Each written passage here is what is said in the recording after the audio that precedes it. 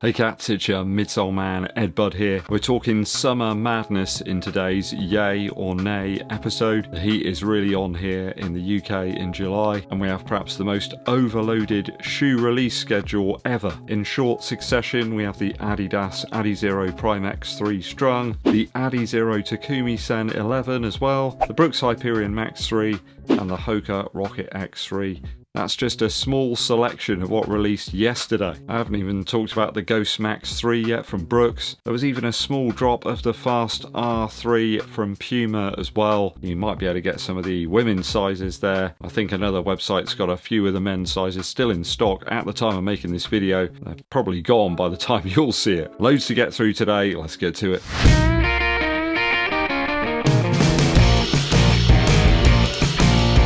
Thanks for joining me on the channel. If you're yet to do so, hit that subscribe button and also give this video a thumbs up like and drop us a comment to help with that algorithm. Dankeschön. First up is the Brooks Hyperion Max 3.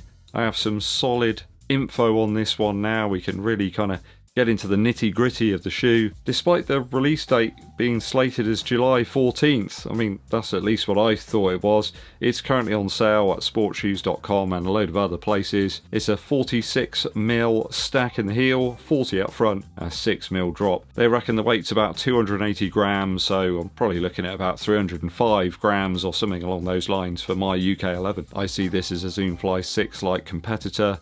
A similar price at 170 quid here in the UK, and a mixture of midsoles just like the Nike shoe. I'm so impressed with that Hyperion Elite 5 that Brooks fired over to me that not trying this shoe out would just be madness. A moisture wicking upper, I mean, that's not something that you hear every day. Lots of tasty rubber traction on the outsole and lots of nods to its bigger but lighter brother, the Hyperion Elite 5. So Brooks have got this slated for release on the 14th. It's up everywhere now. Start Fitness have got it. Although I know some of these websites do outsource their stock directly to Brooks, so let's hope the shoes are in fact in stock. Either way, this is a shoe that's right up there in terms of the I want to try this rating. I hope to have a pair incoming soon. It's a yay on the exciting Hyperion Max 3 from Brooks. Next up is the speed glove known as the Takumi Sen 11. I've tried practically every single one of those since the V5.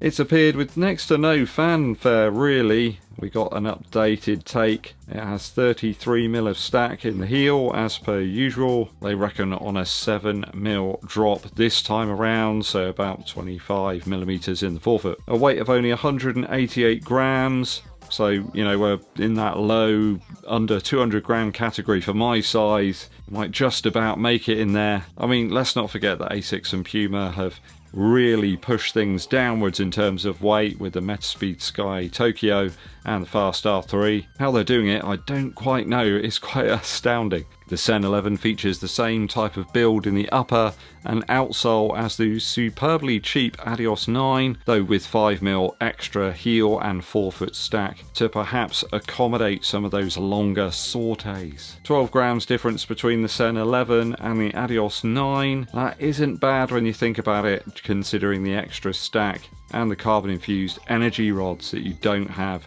in the Adidas 9. So this one's out 170 Earth credits, though your boy Ed Midsole Bud has already picked up a pair, managed to get them for 150 with some discount. You know, I always like to get a little bit of money off. I've got to buy a shoe. Can get quite expensive, this stuff, you know. So getting 20 quid off from Fraser's, I think it was, in the UK, I'm well up for that. I believe there's a slight weight reduction in terms of the previous version by about 10 grams or so, which is always helpful, though I think there's only so much you can change about the Takumi Sen model before it becomes something else. I mean, it's as bare bones as it can be. I am kind of intrigued to see if the midsole is in fact like the new Formula Lightstrike Pro. There seems to be different versions now between the Adidas 9, the Boston 13 and the Adidas Pro 4. Either way, it's a yay on the Takumi Sen 11 from Adidas. Already my bank account's taken a bit of a pounding. Next up, the Prime X3. I'm really excited about this one. Released in the red and white colourway and also this blue and yellow version. I think there might be a fluorescent yellow version as well. Not spotted that one around anyway yet. A massive 50mm of stack of Lightstrike Pro. Again, I think that it's the softer stuff on the top and then in that sort of sandwiched part between the plates, and then possibly the sort of more firm version in the heel and perhaps in the under section closer to the outsole. Does that make any sense?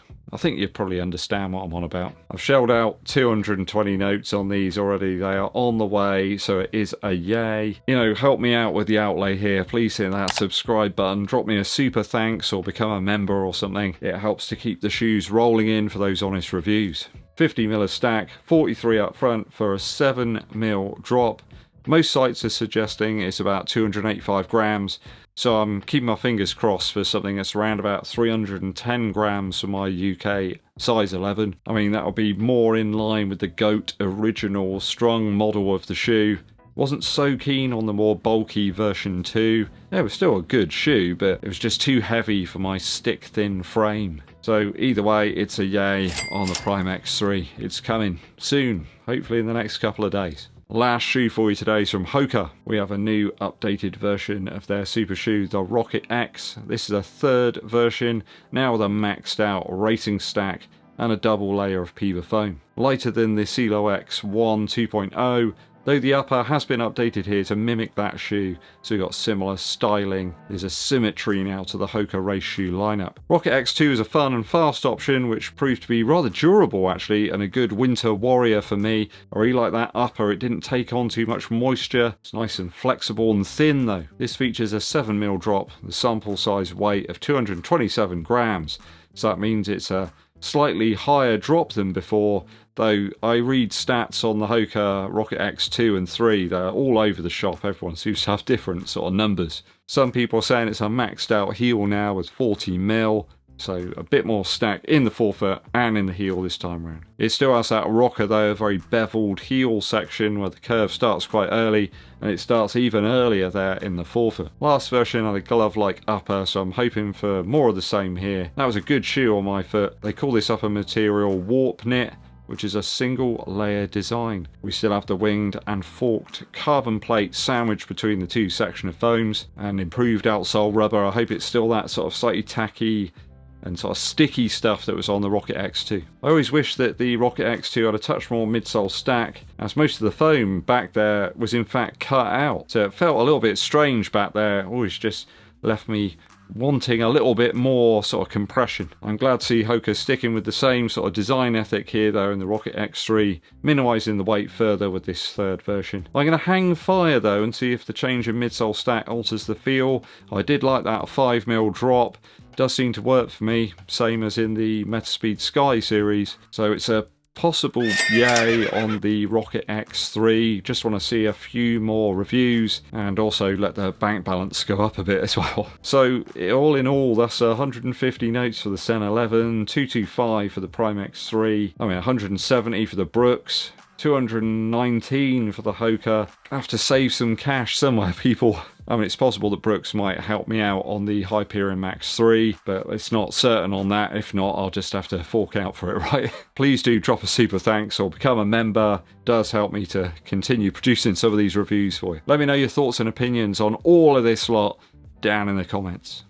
Slightly bizarre musical interlude for you is a brilliant track I've been listening to recently by the Honeycombs. It's called Have I the Right? It was a tune produced by Joe Meek back in the 1960s. I just absolutely love the DIY production on this. Apparently had loads of people like stamping on the floor and hitting boxes and all sorts of things to get that really sort of compressed sort of hammering feel during the chorus. It's just so over the top and very English, in fact. I just really love the whole sentiment behind the song. They just simply don't make music like this anymore. There's no auto-tune, nothing. It's noisy, it's distorted, but it's a whole lot of fun. The Honeycombs with Have I the Right. Thanks for watching, people. It's always appreciated. Hit that subscribe button if you're yet to do so. Also give this video a thumbs up, like, and drop us a comment for the algorithm. My name's EDDBUD, and I'll be seeing you